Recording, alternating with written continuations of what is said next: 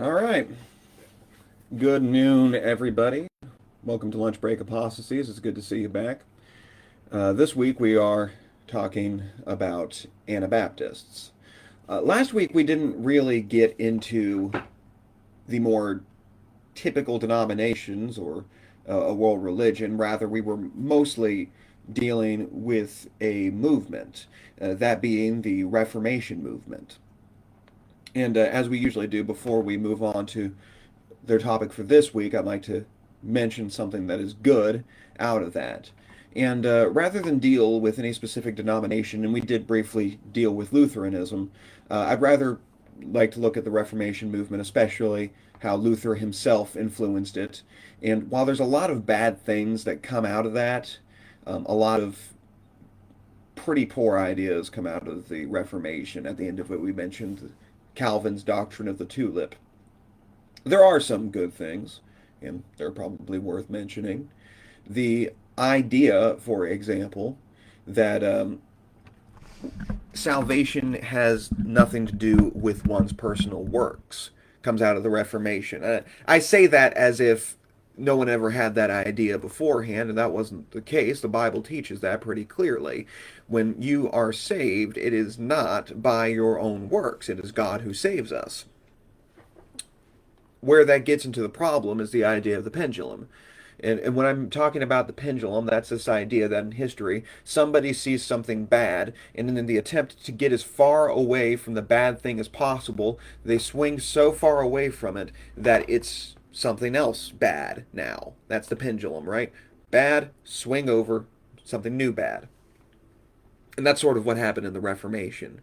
So you had this idea of a works-based salvation, and in the very worst case of it was uh, the selling of indulgences. That is, I can pay money to have my loved one sprung from purgatory. Well, we're going to go away from that, but we've gone so extremely far away that now it's you have absolutely no say in your own salvation. Salvation is a free gift and it is not of works, but that doesn't mean you have absolutely no say in your salvation. You can absolutely choose to refuse a free gift. In fact, many people do. But I do appreciate anyway the lack of the emphasis on the work itself. So now we're talking about the Anabaptists. I mentioned that at the beginning of this, we're not going to spend too much time on extinct religions, and Anabaptists, while they still have their descendants around with us today, it sort of is an extinct religion. And to be fair, it's not really a description of one coherent sect or religious system. Really, it's a description of anybody who lived at this time who had a certain set of beliefs. But the Anabaptists themselves, um, not really influential in the world to this day. However, the history does matter, and there are denominations that are influential in the world today that can be directly traced back to the Anabaptists. And so we'd like to talk about those.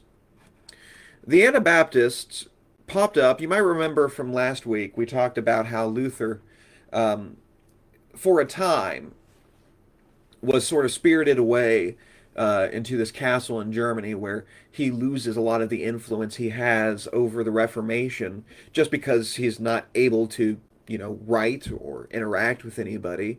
And although he's seen as the leader of the Reformation and still is seen as the leader of the Reformation even while he's away, it leaves a vacuum of power for new people to show up. The main line of Protestants in Germany at this time were what they would have considered themselves to be Lutherans. However, it begins to spread to other places in Europe. We also mentioned Ulrich Zwingli and his influence in Zurich, Switzerland. And there are some who end up going further than Luther or Zwingli do. In Zurich, um, many of the Protestants found that Zwingli was not as radical as they would like him to be. There were a few things that Zwingli was not willing to do. For example, when it came to the practice of infant baptism, While Zwingli himself believed that infant baptism, by the way, correctly, he believed that infant baptism was not found within the Bible, he was not willing to go so far as to say, therefore, we should practice adult believers' baptism regardless of whether the state, or in this case the city state of Zurich, allows us to or not. He believed that the state was the ultimate authority over the church.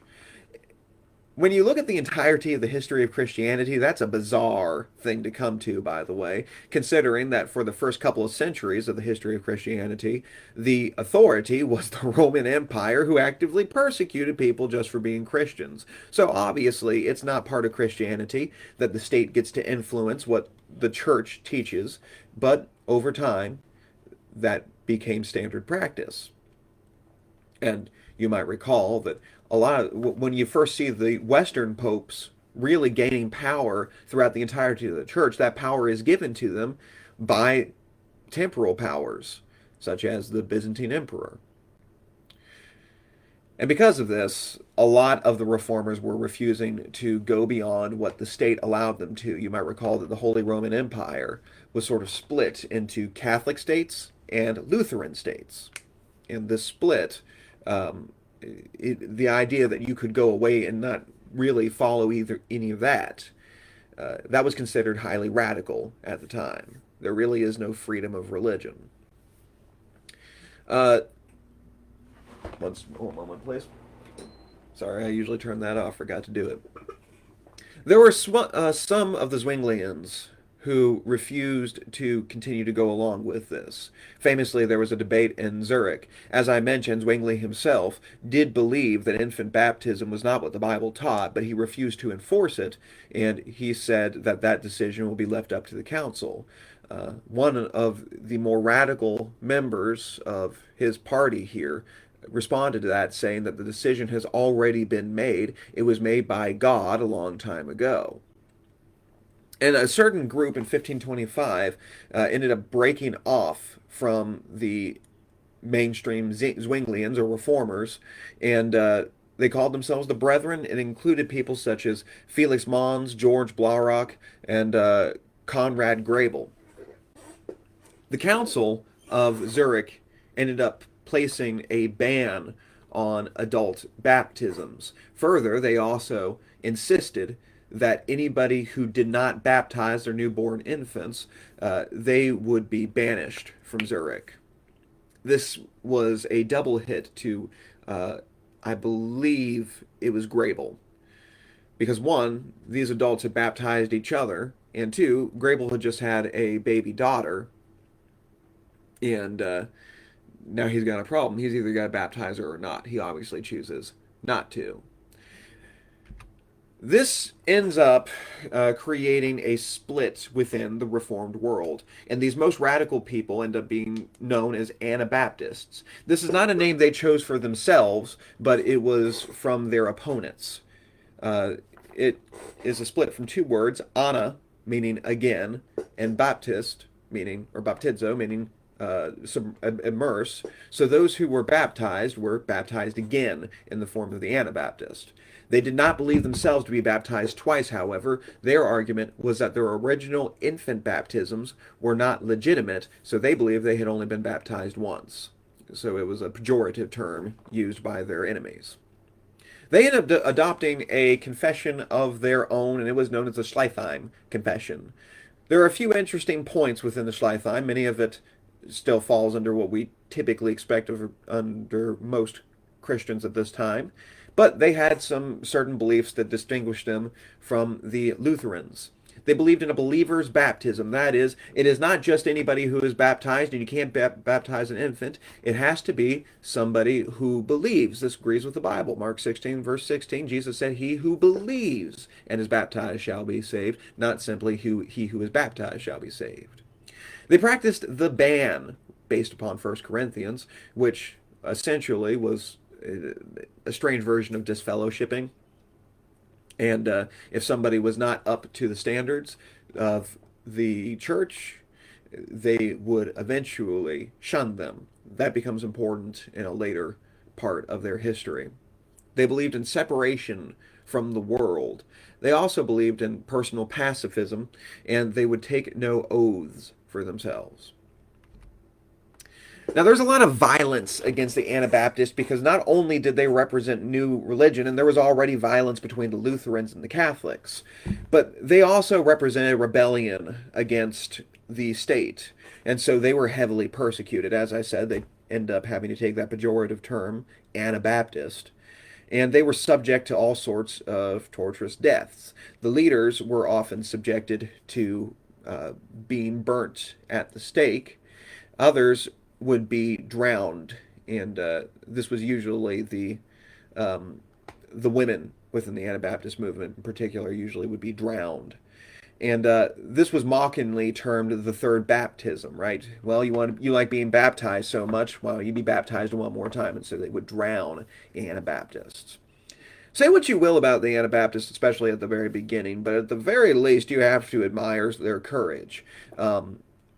They did a lot of courageous things. There's a picture over here, and I cannot for the life of me remember the fellow's name. But from our first slide here, this is an infamous picture of this guy being chased. The fellow on top of the ice there is an Anabaptist. He was being chased by the guy who's fallen through the ice, and when the other guy falls through the ice, he ends up turning back and saving him.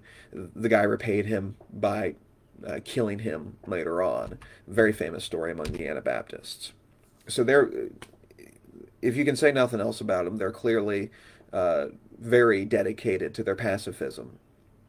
However, as time went on, they begin to change in their character. Melchior Hoffman began a sort of a doomsday sect in the Netherlands.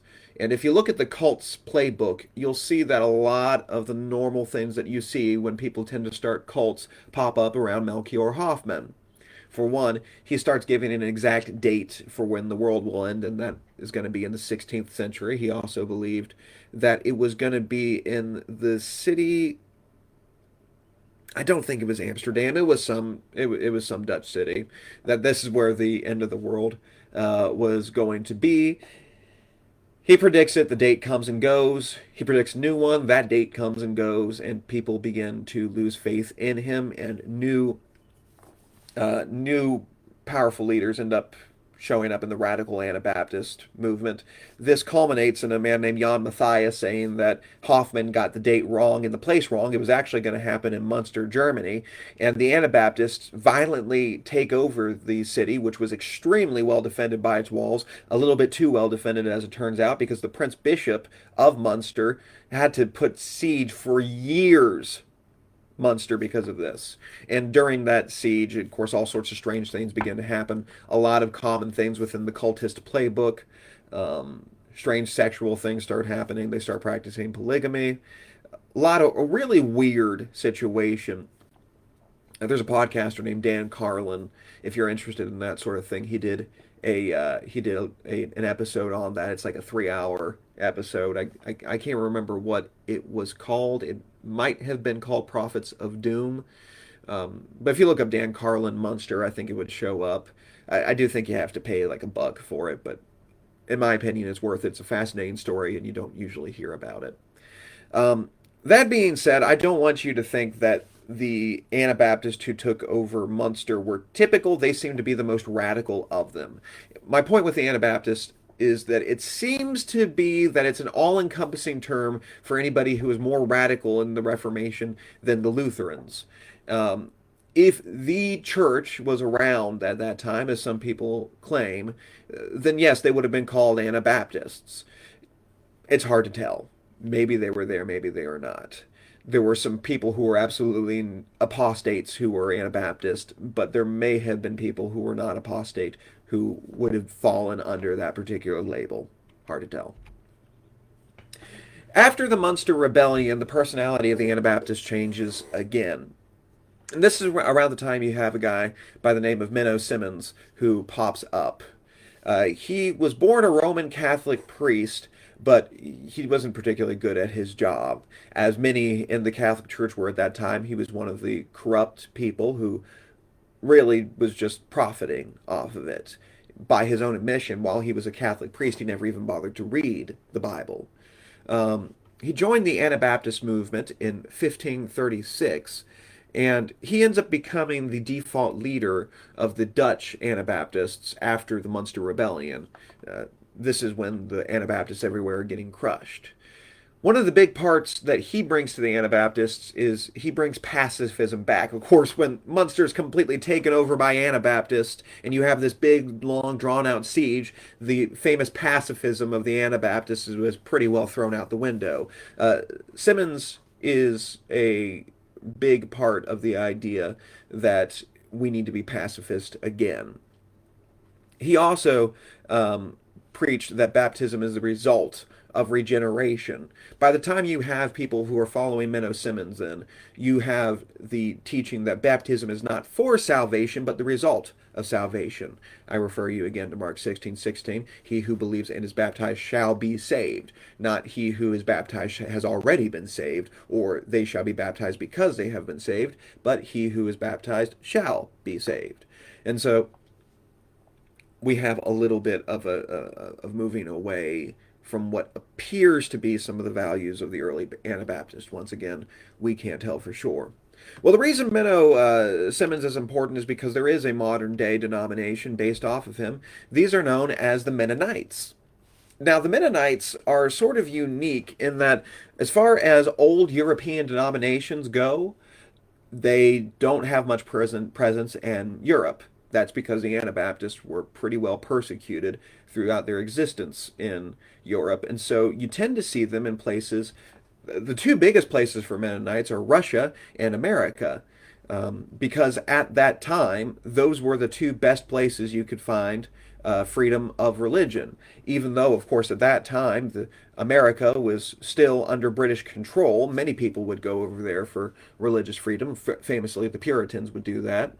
And Russia was actually a bastion of religious freedom. And those were really the only two highly European populated places where there was a basic freedom of religion. And so that's where the Mennonites went. They also could be found in South America, and then in Africa, there's actually a strong presence over there. And so some of my African friends in Kenya, you might have run into a few Mennonites.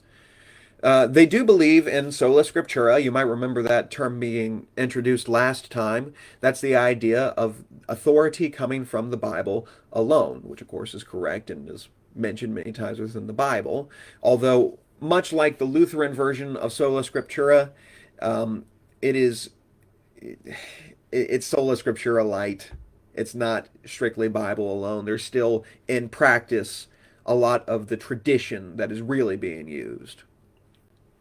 In addition, they tend to accept some of the more common creeds. The Apostles and Nicene Creed tend to be, and by the way, there are so many different forms of Mennonites, as is normally the case with these, that you can't pigeonhole anybody into one particular thing, but they accept typically the Apostles' Creeds and the Nicene Creed.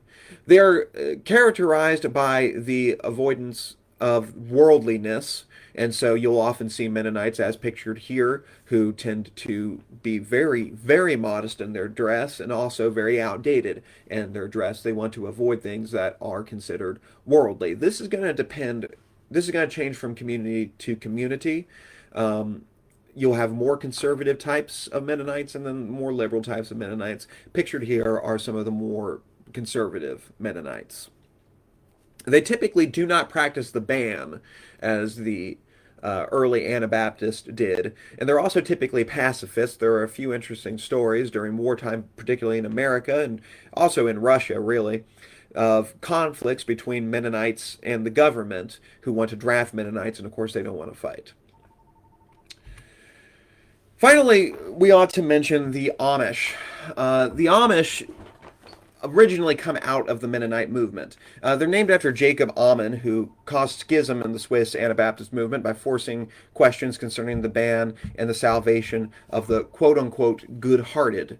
This is really the big difference between the Amish and the Mennonites. If you want a real fast answer, what's the difference between an Amish and a Mennonite? It's that the Amish practice shunning, the Mennonites do not.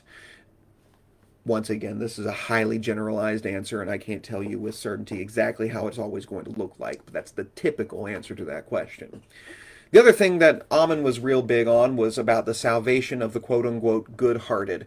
And that's the question that often pops up within Christianity. What happens to those who are not Christians, but they are generally good people? In the time of Ammon, that would be those who considered themselves Christians. They weren't Anabaptists, but at the same time, they weren't persecuting the Anabaptists, and they believed that they should be able to live and practice their own religion. The Mennonites believed that these would receive salvation. The Amish did not at the time. Um, of course, the Bible does answer this one as well. The Bible tells us that sure, during the times of ignorance, God overlooked, but now calls all men everywhere to repentance. Um, really, on both ends of this, the Amish were correct, although they would be wrong about who counts as the good-hearted, I would say.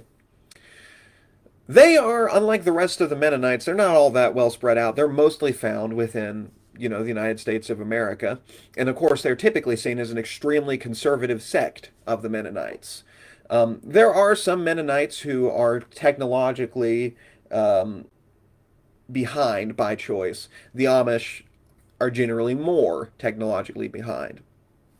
There is a lot of power in the Amish community, um, in each community. A community is overseen by a bishop, and really that community's rules are seen as extremely strong. So much so that many Amish look at what the rules for one community is and what the community of another one is, and both of them can be fine even if they contradict one another.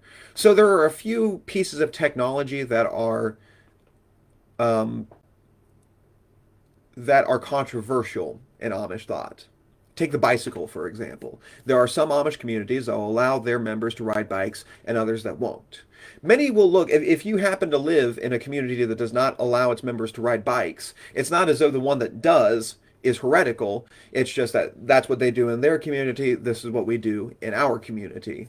Lumber mills are another one of these pieces of technology that's highly controversial. Somebody asks, well, uh, why are they so focused on avoiding technology, specifically technology from about the time of Jacob and other onward? Why do they avoid it like that? Well, the answer is always worldliness. We don't want to be like the world, so we don't take these things. It's a classic example of extreme conservatism within Christianity. Um, there is a balance, once again, back to the pendulum, there is a balance to be struck with the amount of liberalization towards the Bible and conservatism towards the Bible. And the balance is pretty much enumerated within the Bible. Speak where the Bible speaks and be silent where the Bible is silent, or do not add to or take away from the word, as the Bible might say.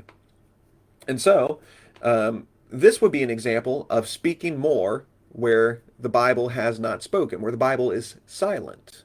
The Bible, of course, tells us not to be worldly, but it doesn't tell us what it means not to be worldly. That's left up to our own wisdom and our own sense to figure that out.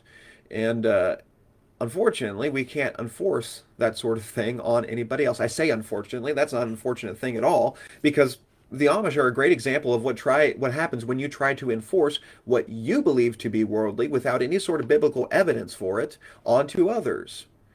I can understand how somebody might look at a new piece of technology and say, well, if I do that, I look like anybody in the world. I'm not going to do that. And if somebody wants to do that personally, that's fine.